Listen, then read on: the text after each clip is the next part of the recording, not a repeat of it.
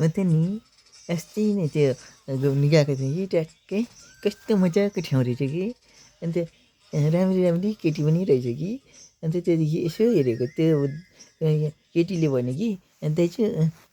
I I love you भने कि म त के भनेको आलुको बिउ ए आलुको बिउ त हजुर बहिनी पर उयो के भन्छ सोमबारेमा पाउँछ त भनेको थिएँ थुक्क लाठा भने कि लाखा ए हजुर लाखा भने जस्तो लाग्यो कि यस्तो हात थापेको त यो त गैबर पो रहेछ भने कि गैबर भनेको चाहिँ के हो गाईको गोबर ए गाईको गोबर त मेरो घरमा पो छ भनेको थियो कि यो त अनपढ पो रहेछ भने हौ फेरि अन्त अनपढ भने चाहिँ के हो इङ्ग्लिसमा अन भनेको स्विच अन गर्नु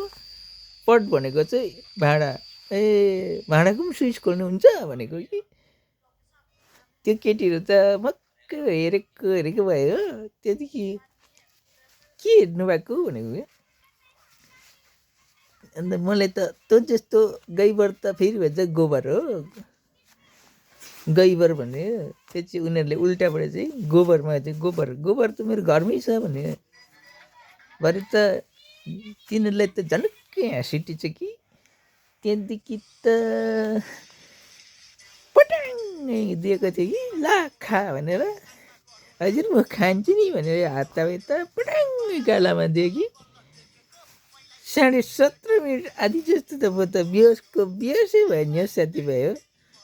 भरे होस आयो कि कता कता छायो त चिसो तातो भयो हो त्यहाँदेखि त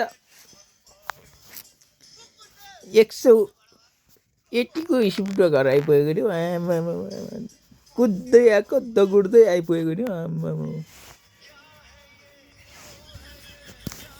यस्तो पनि हुँदो रहेछ है